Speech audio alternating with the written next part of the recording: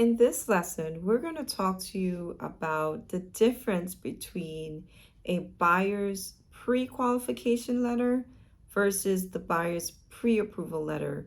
These two terms are very, very different, and I'm going to explain to you the difference.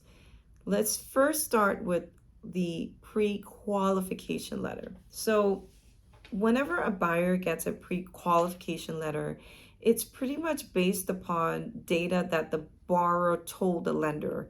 Generally, it is a verbal base that the borrower told the lender. They verbally told them how much they made per month. They verbally told them their assets. The loan pre-approval is pretty much based solely upon the information that was handed over to the lender. So it's not that accurate, and sometimes borrowers could twist the truth a little bit and say that they make a little bit more money than they actually do, or have a little bit more assets than they actually do. So that information that was provided to the lender has not been verified. It was just told to the lender.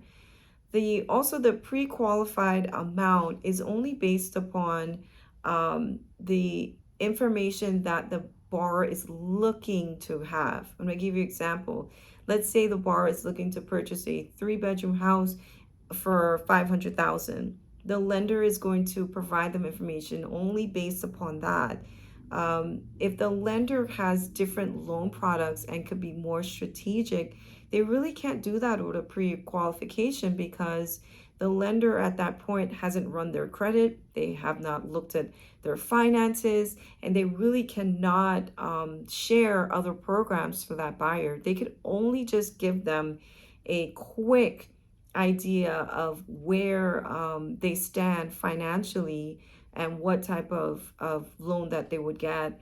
But there's very, very limited information that the lender will be able to provide.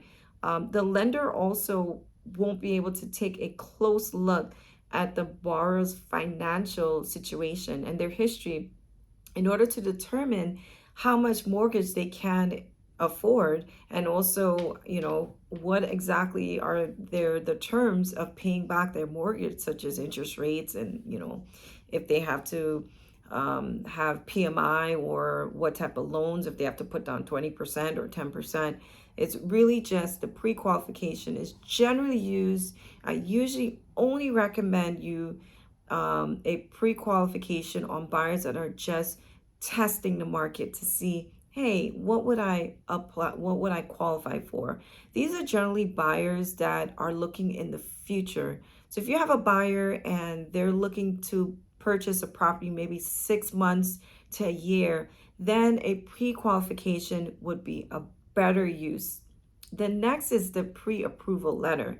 So the pre-approval letter is when the lender has actually verified the information that was provided to them. So at that point, the borrower has actually provided the lender all their financial information.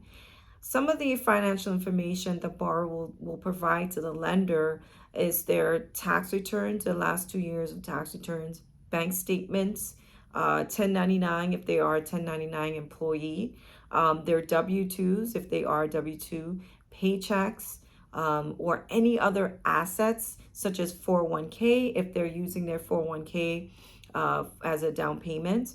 And the lender would then put that file into underwriting so that they can in fact determine if they will get a DU, other known as desktop underwriting approval, and it's been fully submitted and underwritten. That is the pre-approval. So if you're working with a buyer and that buyer is looking to purchase within the next 3 months, they definitely need to get a loan pre-approval, because essentially the pre-approval is the next step to getting your loan commitment. So the pre-approval, once your borrower has received their pre-approval letter, and then it's now your job to find them a house to match that pre-approval. Once you have found that house for that borrower or the buyer, based upon that pre-approval, That's when the underwriter is going to ensure that that buyer can actually pay back that loan. Once they have decided that borrower can pay back the loan, then your borrower will then get what's called your loan commitment, and you are then clear to close. Well, I hope that cleared up any confusion between pre-qualification letters and pre-approval letters. Again, it really depends on your client as to when will be best to get a pre-qualification letter, but make sure your buyer understands these differences so that they can make the best decision for their family. We'll see you in the next lesson.